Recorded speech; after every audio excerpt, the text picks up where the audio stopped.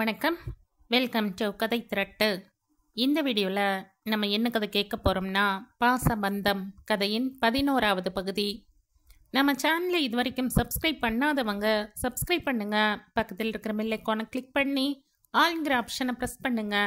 So that நான் போடுற கதைகளை உடனுக்குடனே நீங்கள் கேட்கலாம். வாங்க கதைக்குள்ளே போகலாம்.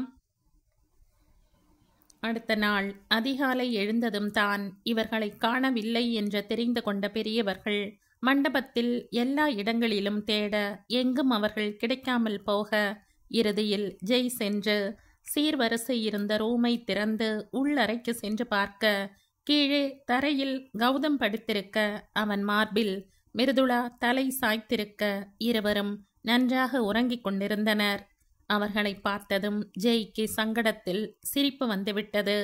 உடனே வெளிப்பகுதிக்கு வந்தவன் தன் தந்தைக்கு ஃபோன் செய்து அவர்கள் இங்கிருக்கிறார்கள் என்பதை சொல்லிவிட்டு வைத்தவன் இருவரையும் எப்படி எழுப்புவது என்று யோசிக்க அடுத்த நொடி தன் ஃபோனில் அலாரம் செட் செய்துவிட சில நொடிகளில் அலாரம் அடிக்கவும் அந்த சத்தத்தில் பதறி அடுத்து எழுந்தனர் மிருதுளாவும் கௌதமும்.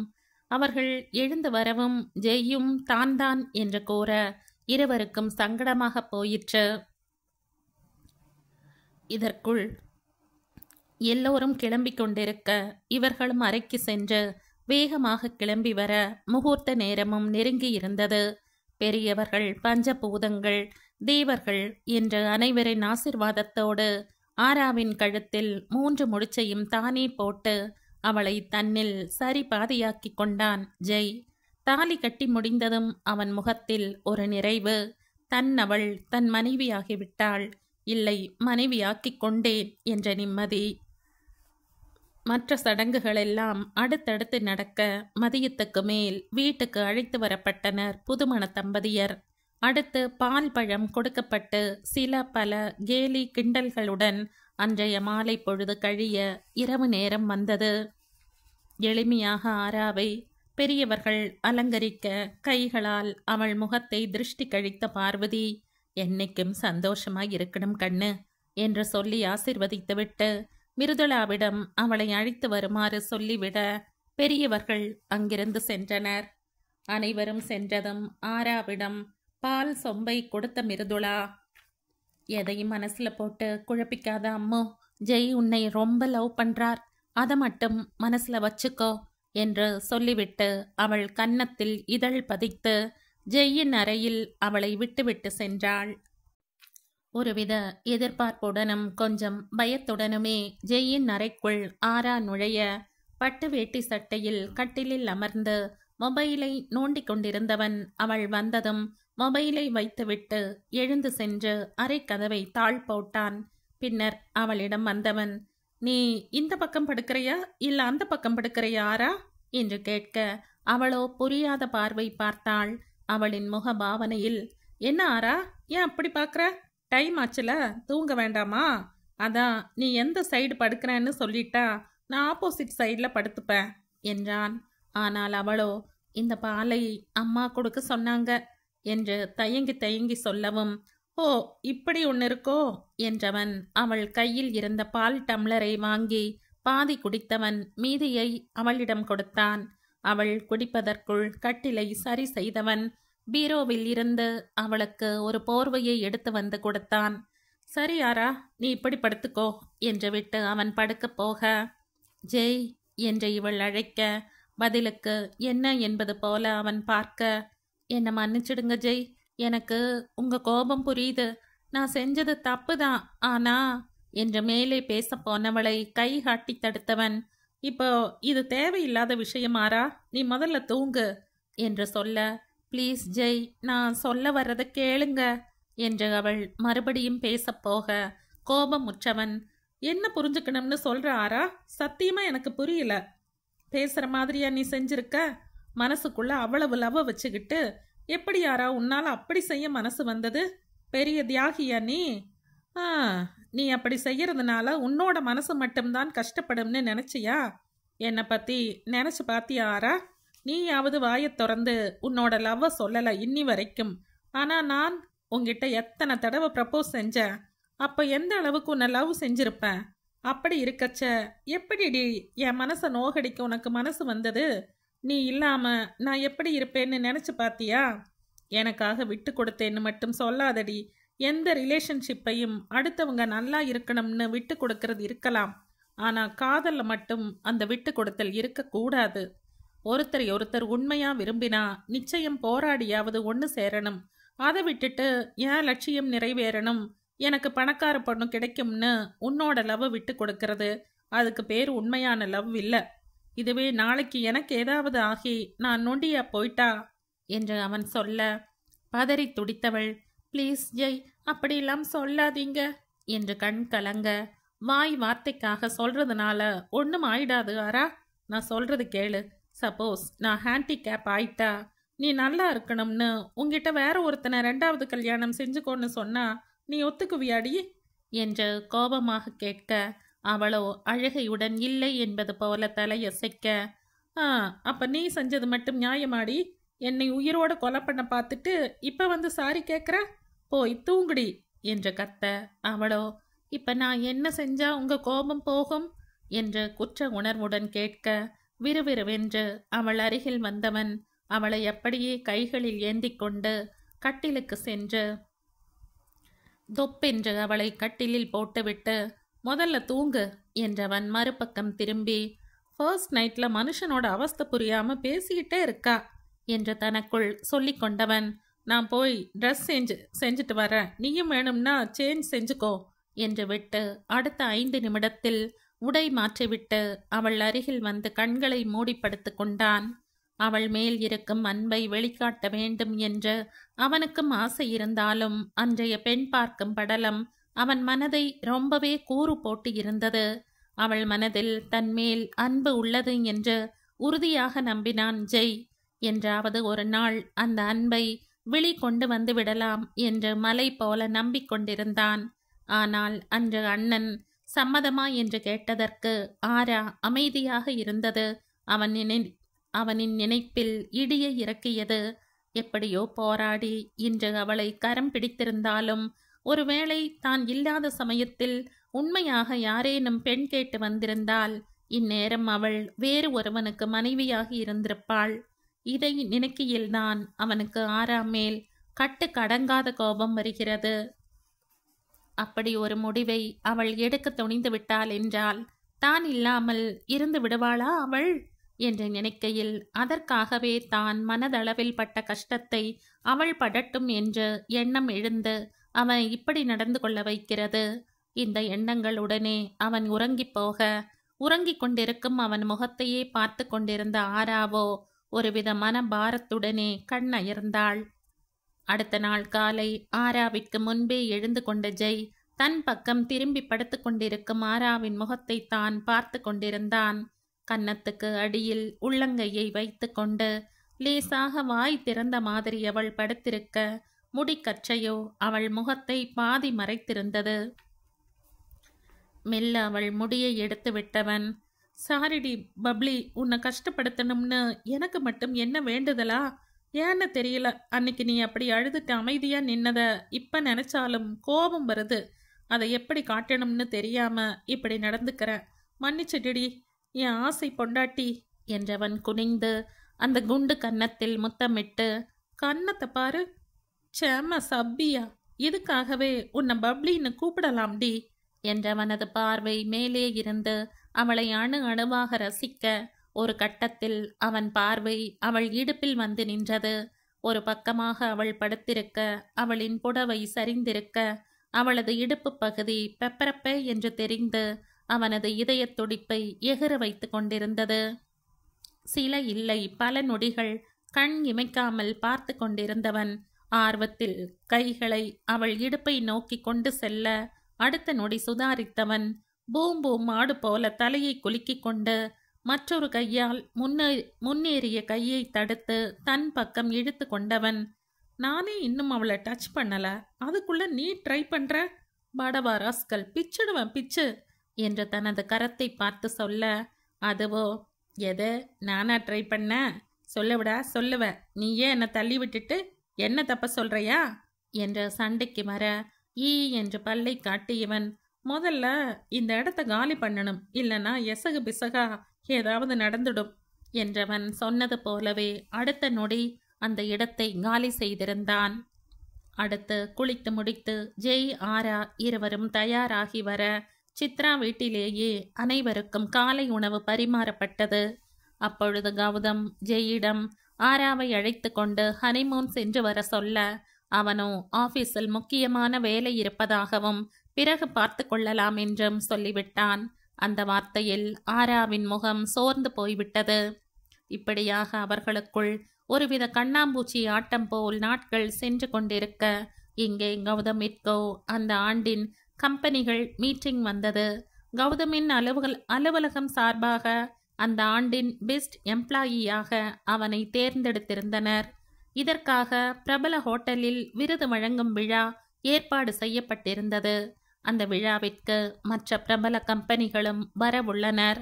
இந்த விழாவில் குடும்பத்துடன் கலந்து கொள்ளும்படி கௌதமிற்கு விழா குழு சார்பாக அழைப்பு விடுவிக்கப்பட்டிருந்தது. தங்கள் வாழ்க்கையின் திருப்பு முனையை அங்கே சந்திக்கப் போகிறோம் என்பது தெரியாமல் கௌதமும் மிருதுளாவும் விழா நாளை ஆவலோடு எதிர்பார்த்து கொண்டிருந்தனர். அன்று ஞாயிற்றுக்கிழமை கௌதம் அலுவலகத்தில் ஆண்டு விழா. இன்றைய விழாவில் அவனுக்கு இந்த ஆண்டுக்கான சிறந்த எம்ப்ளாயிக்கான விருது வழங்கப்படுகிறது. அந்த விழா இன்று மாலை பிரபல ஹோட்டலில் நடக்கவிருக்கிறது.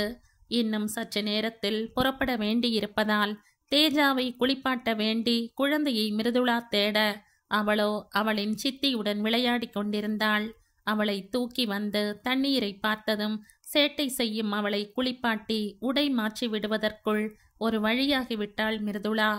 குழந்தையை ஆராவிடம் ஒப்படைத்துவிட்டு இவள் தயாராகி முடிக்கவும் அறைக்கு வந்த கௌதம், அம்மோ எனக்கு ட்ரெஸ் எடுத்து வச்சுடு என்று கூறிவிட்டு அவன் குளிக்க சென்று விட, அவனிடம் 3 சூட்கள் இருக்க அதில் எதை தேர்ந்தெடுப்பது என்று ஒரு பட்டிமன்றமே நடத்தி முடித்தவள் முடிவில் கருப்பு கலர் கோட்டும் வெள்ளை நிற உள் சட்டையும் கொண்ட சூட்டை எடுத்து வைத்தாள்.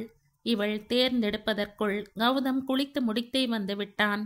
வந்தவன் பூனை நடை நடந்து வந்து மிருதுளாவை பின் பக்கத்தில் இருந்து அணைக்க, அதில் திடுக்கிட்டவள், சொல்லிட்டு வரக்கூடாதா, நம்ம 5 போயிட்டேன் என்று பதற, இதுக்கெல்லாம் சொல்லிட்டு வரக்கூடாதடி என் மக்கு பொண்டாட்டி என்றவன் அவள் கூந்தலை வாசம் பிடிக்க, அவனை வலுக்கட்டாயமாக தன்னிடம் இருந்து பிரித்தவள், முதல்ல கிளம்புங்க, டைம் ஆச்சு என்று விட்டு நகரப்போக, அவள் கைகளை பிடித்து இழுத்தவன் துண்டை எடுத்து அவள் கையில் கொடுத்து, உன் பொண்ணை ரெடி பண்ணல, அதே மாதிரி உன் புருஷனையும் ரெடி பண்ணு என்றவன் அவள் துவட்டுவதற்கு வசதியாக தலையை காட்ட, அவனின் குழந்தை போன்ற பாவனையில் புன்னகைத்தவள் சிரிப்புடன் அருகில் சென்று அவனது தலையை துவட்டி விட்டாள். மிருதுளா துவட்டும் வரை அமைதியாக இருந்தவன் அவள் கவனிக்காத நேரம் அவள் வயிற்றில் உஃப் என்ற காற்றை ஊத, அதில் துள்ளி விலகியவளை பார்த்து இவன் வாய்விட்டு சிரிக்க, இன்னைக்கு ஒரு மார்க்கமாத்தான் இருக்கீங்க என்ற புன்னகையுடன் மிருதுளா சொல்ல, கரெக்டா கண்டுபிடிச்சிட்டியா அம்மு, இதுக்காகவே இன்னைக்கு நைட் உனக்கு ஒரு கிஃப்ட் கொடுக்க போறேன் என்று விஷமமான சிரிப்புடன் பதிலளித்தான் கௌதம். கொடுப்பீங்க என்று பதிலுக்கு சொன்னவள் துண்டை அவன் மீது வீசிவிட்டு, இதுக்கு பனிஷ்மெண்ட் நீங்களே ரெடி ஆயிக்கோங்க என்று பழிப்பு காட்டியவள் கதவை அடைத்துவிட்டு வெளியேறினாள். கலாட்டாவுடன் ஒரு வழியாக மூவரும் கிளம்பி கௌதமின் காரில் விழா நடக்கவிருக்கும் ஹோட்டலுக்கு சென்றனர். காரை பார்க் செய்துவிட்டு மிருதுளா தேஜாவுடன் இவன் உள்ளே நுழைய, வாசலில் அவனின் மேல் அதிகாரி அவனிடம் வர, அவரிடம் மனைவி குழந்தையை அறிமுகம் செய்தவன் சில நிமிடங்கள் பேசிவிட்டு இருக்கையை தேடி பிடித்து குடும்பத்துடன் அமர்ந்தான். அதன் பின் அரை மணி நேரத்தில் விழா ஆரம்பித்தது. கிட்டத்தட்ட 2.5 மணி நேரம் நடந்த விழாவில் இறுதியில் பெஸ்ட் பெர்ஃபார்மர் அவார்டு கௌதமுக்கு அறிவிக்கப்பட மிகுந்த கரகோஷம் அங்கே. பக்கத்தில் அமர்ந்திருந்த அவனின் நண்பர்கள் எல்லாம் இவனுக்கு வாழ்த்துக்கள் சொல்ல, புன்னகையுடன் அவற்றை ஏற்றவன் மிருதுளாவை பார்த்து புன்னகைத்துவிட்டு மேடைக்கு சென்று விருதை வாங்கி கொண்டான். அவன் விருது வாங்குவதில் மிகுந்த பெருமை அடைந்த மிருதுளா சந்தோஷத்துடன் கைகளை தட்டியவள் குழந்தை தேஜாவின் கையை எடுத்து, அம்முக்குட்டி, அப்பாக்கு பிரைஸ் தராங்க பாருங்க, கிளாப் பண்ணுங்க என்று கூறி அவளின் கையை எடுத்து கை தட்ட வைத்தவளை மேடையில் இருந்தே பார்த்தான் கௌதம். விருதை வாங்கியவன் இவர்களை நோக்கி புன்னகையை வீசினான். இனிதே விழா முடிந்து அனைவருக்கும் பஃபே முறையில் இரவு விருந்து ஏற்பாடு செய்யப்பட்டிருந்தது.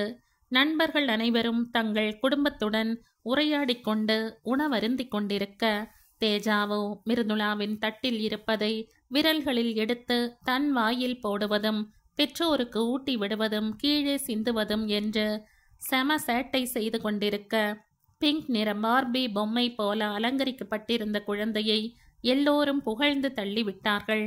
பாப்பா செம்ம கியூட்டா இருக்கா, பொண்ணு அப்படியே அவங்க அம்மா மாதிரி என்ற பேச்சுக்கள் அந்த இடத்தை சுவாரஸ்யமாக்கியது. தேஜாவை அமைதியாக இருக்க வைக்க கௌதமும் மிருதுளாவும் படாத பாடுபட்டு கொண்டிருந்தனர். தங்களோடு சேர்ந்து குழந்தைக்கு மூட்டிவிட்டு ஒரு வழியாக சாப்பிட்டு முடித்ததும் தேஜாவை கௌதமிடம் கொடுத்துவிட்டு தட்டுக்களை வைத்துவிட்டு வந்தாள் மிருதுளா. அடுத்து கௌதம் கூல்ட்ரிங்க்ஸ் குடித்து கொண்டிருந்த நேரம் தேஜாவோ எனக்கு என்பது போல அவன் கிளாஸை பிடித்து இழுத்து கொண்டிருக்க, ஒரு கட்டத்தில் கிளாஸில் இருந்த கூல்ட்ரிங்க் அவன் சட்டையிலும் குழந்தையின் ஆடையிலும் கொட்டியது. வர வர இவளுக்கு ரொம்ப சேட்டையாகிடுச்சு என்றபடி குழந்தையை அவனிடமிருந்து மிருதுளா வாங்கிக் கொள்ள, மூவரும் சற்று தள்ளி இருந்த கை கழுவும் இடத்திற்கு சென்றனர். கர்ச்சீப்பை தண்ணீரில் நனைத்து அவனின் சட்டையை துடைத்துவிட்ட மிருதுளா அடுத்து தேஜாவின் உடையை துடைத்து கொண்டிருக்க, கௌதமின் அலுவலக கொலீக் அவனிடம் வந்து மேல் அதிகாரி அழைப்பதாக சொல்ல, ரித்து நீ பாப்பாவோட தோ அங்க இருக்கிற சேர்ல உட்காந்துட்டிரு, தோ வந்துடுறேன் என்று கூறிவிட்டு சென்றான். கௌதம் சொன்னது போல தேஜாவின் உடையை துடைத்துவிட்டு தூரத்தில் இருந்த அந்த சேரில் சென்று அமர்ந்து கொண்டாள் மிருதுளா.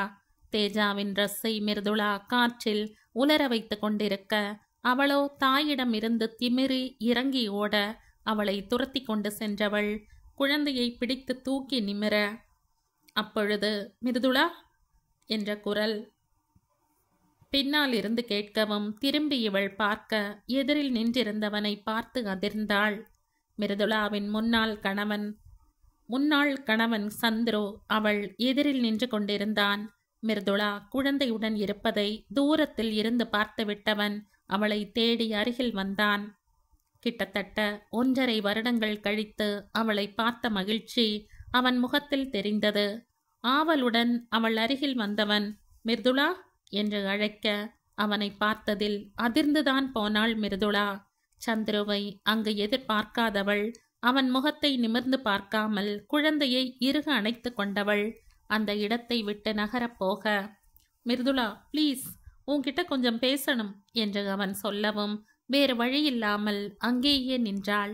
மிருதுளா போகாமல் நின்றதும் நிம்மதி அடைந்தவன், எப்படி இருக்கு மிருதுளா என்று கேட்க, இவளோ நல்லா இருக்க என்றதோடு நிறுத்தி கொண்டாள். பதிலுக்கு அவன் எப்படி இருக்கிறான் என்று கேட்கவில்லை. இருந்தும் அவன் இதை பற்றி கவலைப்படவில்லை. தனது குரலை செருமிக் கொண்டவன் வருத்தத்துடன், என்னை மன்னிச்சிடு மிருதுளா, நான் செஞ்சது ரொம்ப பெரிய தப்பு. யாரோ சொன்னதை நம்பி அன்னைக்கு உன்னை என்னென்னவோ பேசிட்டேன். I am extremely sorry Miru. எவ்வளோ மன்னிப்பு கேட்டாலும் நீ அன்னைக்கு பட்ட கஷ்டத்துக்கு ஈடாகாது. இருந்தும் மனசார மன்னிப்பு கேட்கிற மிரு என்றவனின் பார்வை குழந்தை தேஜா மேல் படிந்தது. ஓ, இவளுக்கு பெண் குழந்தை பிறந்திருக்கா என்று நினைத்தவன் தேஜா மிருதுளாவுக்கு பிறந்த குழந்தை என்று எண்ணினான். ஏனெனில் அன்று குழந்தை பிறக்க இருந்த நேரத்தில் தானே இவளை விட்டு சென்றான். அதுவும் பல பேர் முன்னாடி தான் கட்டிய தாலியை அறுத்தெறிந்துவிட்டு. தன் நினைவில் இருந்து வெளியே வந்தவன், முன்ன மாதிரி நான் இப்ப இல்லை மிரு, திருந்திட்டேன், முழுசா திருந்திட்டேன். எல்லா உண்மையும் தெரிஞ்ச பின்னாடி எவ்வளவு பெரிய தப்பு செஞ்சிட்டோம்னு நான் ரொம்ப நொந்து போயிட்டேன் மிரு. இப்ப நான் தனியாத்தான் இருக்கேன். எல்லாத்துக்கும் காரணம் என்னோட அம்மாதான்னு தெரிஞ்சதும் அம்மாவை விட்டு பிரிஞ்சு வந்துட்டேன். இதனால் வரைக்கும் ஒரு வார்த்தை கூட அவங்க கிட்ட பேசல. அதுல இருந்து உங்ககிட்ட மன்னிப்பு கேட்கணும்னு சென்னையில எல்லா இடத்துலையும் உன்னை தேடிக்கிட்டே இருந்த. உன்னோட வீட்டு அட்ரஸ் கூட எனக்கு தெரியாது மிரு. தேங்க் காட் இப்போ உன்னை பார்த்துட்டேன் என்றவன் சிறு இடைவெளி விட்டு, உன்னை எப்படியாவது கண்டுபிடிச்சு உன்னோட சேர்ந்து வாழணும்னு ரொம்ப ஆசைப்பட்ட மிரு. ஒரு வழியா நீ எனக்கு கிடைச்சிட்ட. என்னை மன்னிச்சு ஏத்துப்பியா மிரு, ப்ளீஸ் என்று ஏக்கத்துடன் கேட்டான். அவன் சேர்ந்து வாழணும்னு ஆசைப்பட்டேன் என்று சொன்னதிலேயே அதிர்ந்து பார்த்தவள், அடுத்து அவன் என்னை மன்னிச்சு ஏத்துப்பியா என்று சொன்னதும் இவள் அதிர்ச்சியில் மறுத்து பேசப்போக, அதற்குள் ரித்து இங்கிருக்கியா என்று கேட்டுக்கொண்டே மிருதுளா நின்று கொண்டிருந்த இடத்திற்கு வந்து சேர்ந்தான் கௌதம். வந்தவன், இங்க என்ன பண்ணிட்டு இருக்காமோ என்ற கேள்வியுடன் எதிரில் நின்றிருந்த சந்துருவை பார்த்தவன், யார் ரித்து இவரு என்று கேட்க, இவரு சந்துரு என்று பதில் அளித்தாள் மிருதுளா.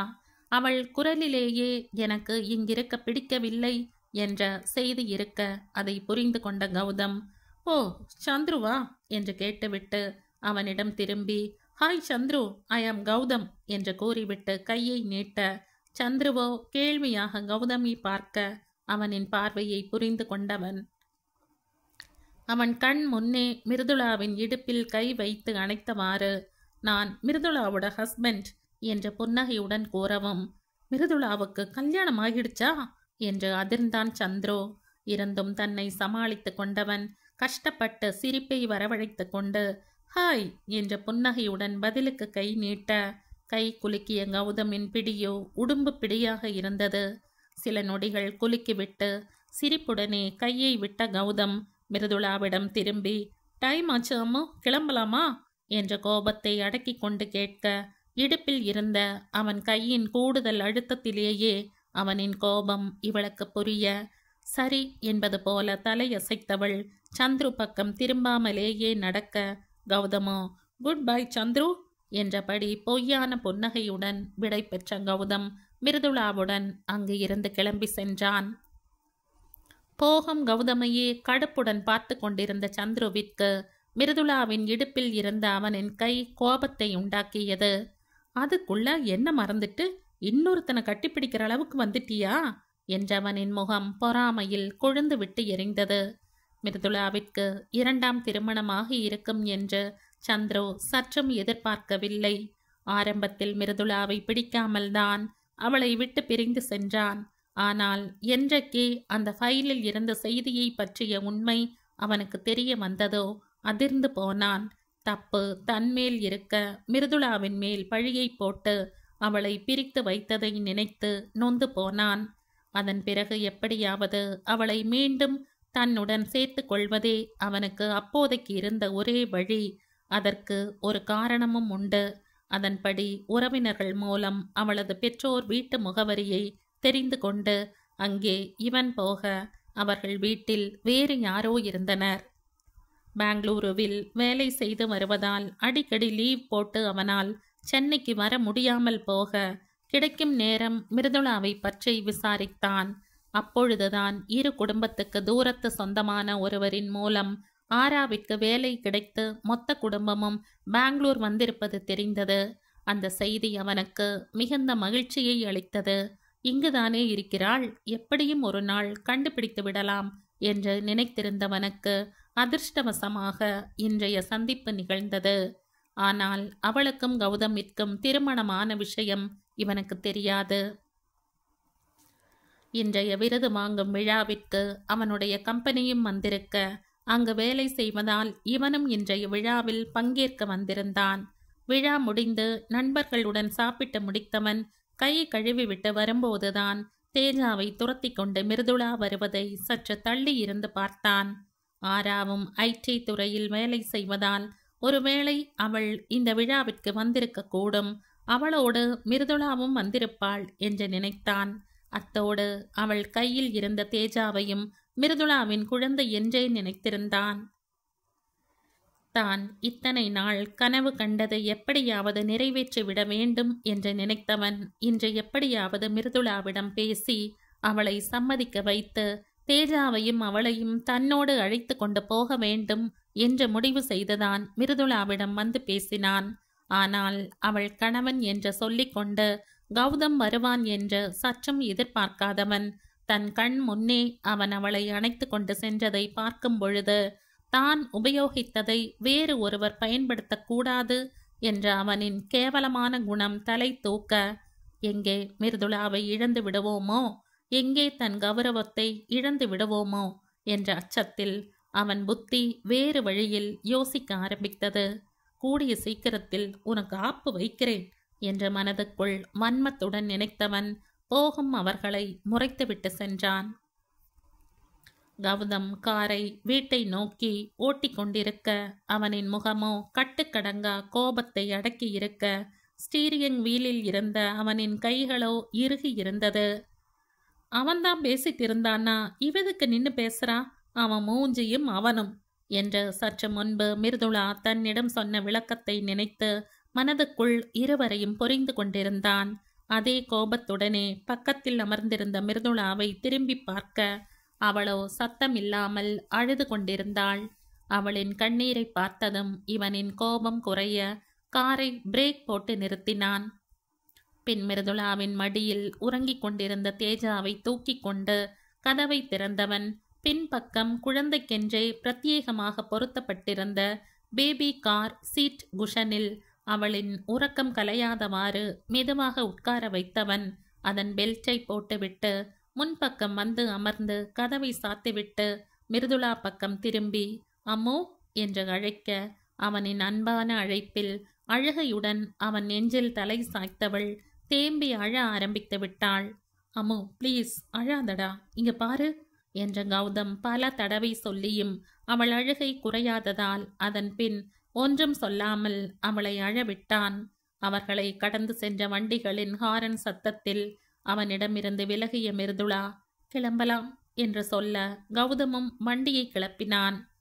வீடு வந்ததும் கலங்கிய முகத்துடன் காரை விட்டு இறங்கிய மிருதுளா தேஜாவை தூக்கப் போக அவளை தடுத்த கௌதம், நீ வீட்டுக்கு போறித்து, நான் பாப்பாவை தூக்கிட்டு வரேன் என்று சொல்லவும் பதில் சொல்லாமல் படிகளில் ஏறி மேலே சென்றாள்.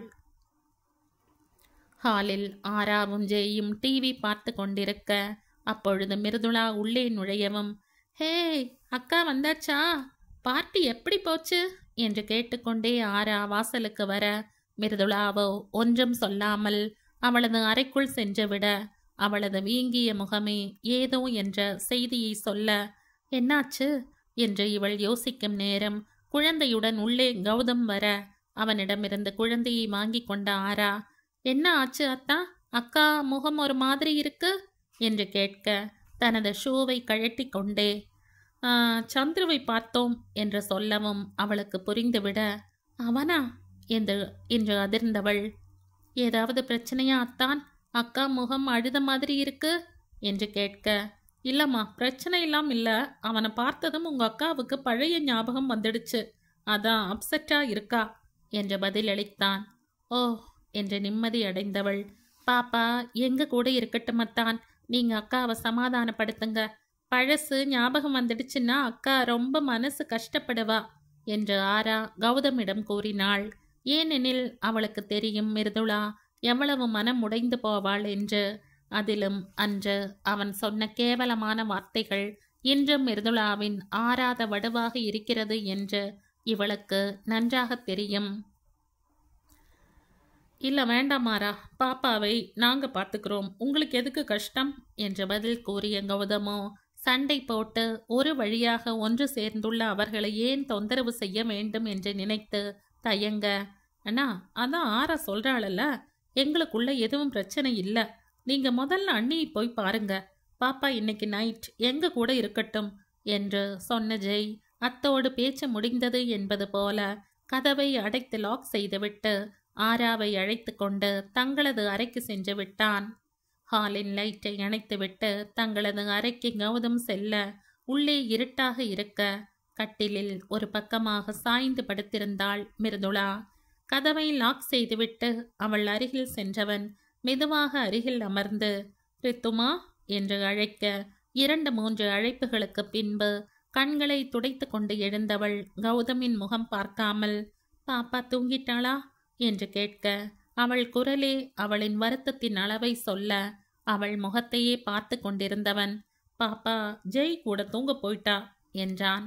எதுவும் சொல்லாமல் அமைதியாக அமர்ந்திருந்தவளுக்கு பழைய நினைவுகளை நினைத்து மெல்ல மெல்ல கண்கள் கலங்கி கண்ணீர் வழிய ஆரம்பிக்க அதை பார்த்த கௌதம் அம்மோ என்று அவளின் தோளில் கை வைக்க அதற்கு மேல் தன் உணர்வுகளை கட்டுப்படுத்தி கொள்ள முடியாமல் கதறலுடன் அவனின் இடுப்பை கட்டிக்கொண்டு நெஞ்சில் தலை சாய்ந்தவள், என்னால மறக்க முடியலங்க. அவர் அன்னைக்கு சொன்ன வார்த்தையை என்னால மறக்க முடியல. என்னை அப்படியே சேத்துல முக்கின மாதிரி உடம்பெல்லாம் அருவருப்பா இருக்குங்க என்ற வாய்விட்டு கதறியவளை ஆதரவாக அணைத்து கொண்டவன், அம்மு, தயவு செஞ்சு பழச நினைச்சு அழாதடா. உங்களுக்குள்ள எது நடந்திருந்தாலும் அது இப்போ முடிஞ்சு போன ஒண்ணு. இப்போ அதை நினைச்சு உன்னை நீ கஷ்டப்படுத்திக்காத அம்மு, ப்ளீஸ். இனி நானும் தேஜாவும் தான் உன்னோட வாழ்க்கை. இதை மட்டும் மனசுல வச்சுக்கோடா என்று ஆறுதலாக கூறினான். ஆனால் அவளோ, இல்லங்க, உங்களுக்கு தெரியாது, அவர் என்னை நடத்தை கெட்டு என்று மேற்கொண்டு பேசப்போனவளின் உதடுகளை மூடியவன், அது இப்போ உண்மை இல்லைன்னு அவருக்கே தெரியும் அம்மோ. எல்லாத்துக்கும் காரணம் அவங்க அம்மா அண்ணன் இப்போ அவருக்கு தெரிஞ்சு போச்சு. அதனால தான் இன்னைக்கு உங்ககிட்ட மன்னிப்பு கேட்டாரு. இனி நீ இதை பத்தி என்னைக்கும் நினைச்சு வருத்தப்படக்கூடாது அம்மோ, எனக்காக என்று இவன் சொல்ல அதிர்ச்சியுடன் தலையை நிமிர்த்தியவள், இது எப்படி உங்களுக்கு தெரியும் என்று விழி விரித்து கேட்க, அதெல்லாம் தெரியும், அவ்வளோதான், நீ முதல்ல கண்ணத்தோட என்றவன், நம்ம கல்யாணத்துக்கு முன்னாடியே உன்னை பத்தி எல்லாம் எனக்கு தெரியும் அம்மோ. அப்போவும் சரி இப்போவும் சரி உன்னை நான் என்னைக்கும் தப்பா நினைச்சது இல்லை. உன்னோட முகத்தை பார்க்கும்போதே நீ அந்த பாலுக்கு சமமானவள்னு என்னால் உணர முடிஞ்சதுடா. பை மிஸ்டேக் சந்திரி இப்படி உன்னை பற்றி தப்பாக நினச்சிருக்கலாம்னு தான் நானும் நினச்சேன். அதான் நடந்தும் இருக்கு. அதனால் தயவு செஞ்சு இனிமே அதையே நினச்சி உன்னை நீயே வருத்திக்காதடா. ரியலி நீ அழுதா எனக்கு கஷ்டமாக இருக்கு என்று கூற, அவளோ, ஆனால் அன்னைக்கு எல்லார் முன்னாடியும் என்னை பற்றி தப்பாக பேசி எல்லாரும் என்னை அசிங்கமாக பார்த்ததை என்னால் எப்படிங்க மறக்க முடியும்? அப்படியே கூனி குறுகி போயிட்டேன்.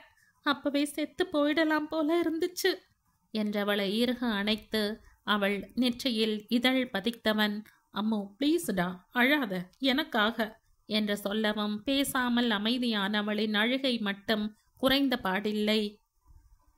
இங்கே ஜெயின் அறையில் குழந்தையை கட்டிலில் படுக்க வைத்துவிட்டு அவள் அருகில் அமர்ந்து குழந்தையை ஆரா தட்டி கொடுத்து கொண்டிருக்க ரெஃப்ரெஷ் செய்துவிட்டு தூங்க வந்த ஜெயின் கண்களில் ஆராவின் கலங்கிய கண்கள் பட வேகமாக அவள் அருகில் வந்தவன், ச்ச, என்ன ஆரா நீ என்று வருத்தப்பட அவனின் தோளில் தலை சாய்ந்தவள் அப்படியே அமைதியாக இருக்க, ஆமா, இந்த சந்துரு யாரு ஆரா, என்ன நடந்துச்சு என்று இவன் கேட்க மிருதுளாவின் கடந்த காலத்தை சொல்ல ஆரம்பித்தாள் ஆரா.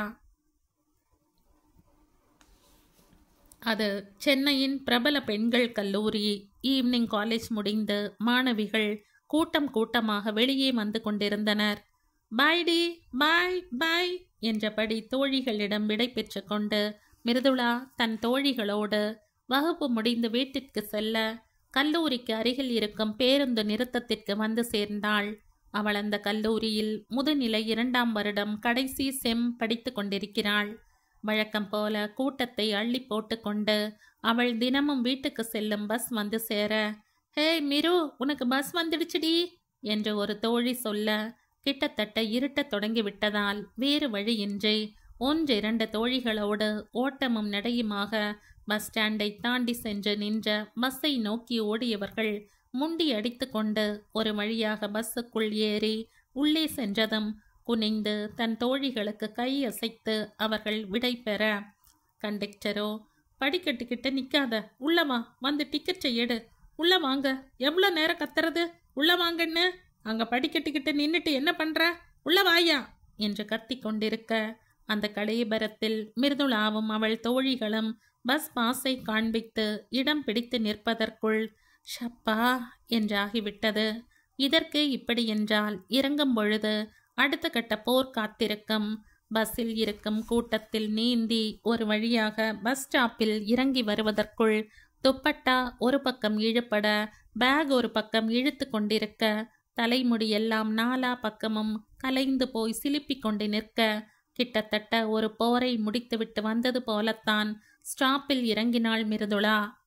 இதில் மற்றொரு தொல்லை என்னவென்றால், இறங்குவதற்குள் பஸ்ஸை வேறு எடுத்து விடுவார்கள். அதற்குள் வழியில் நிற்பவர்களிடம் திட்டு வாங்கி கொண்டு அவர்களையும் மனதுக்குள் திட்டிக் கொண்டு பஸ் நகர்வதற்குள் இறங்கிவிட வேண்டும்.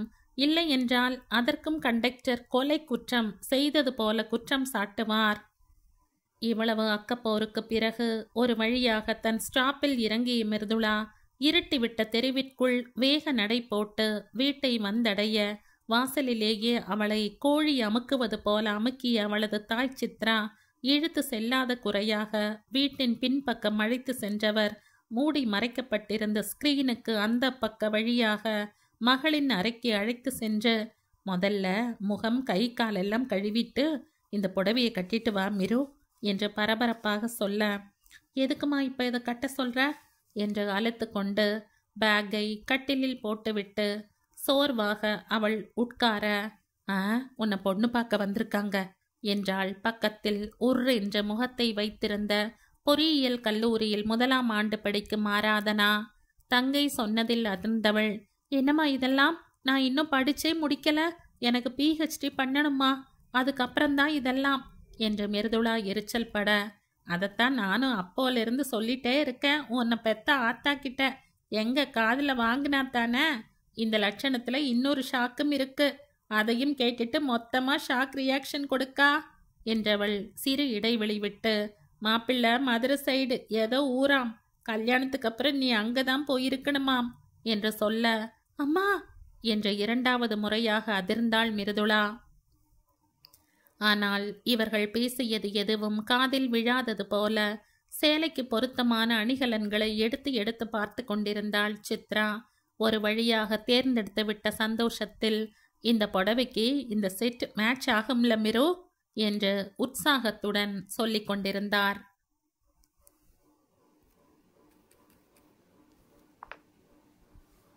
இந்த கதையின் தொடர்ச்சியை அடுத்த பதிவில் கேட்கலாம். நன்றி.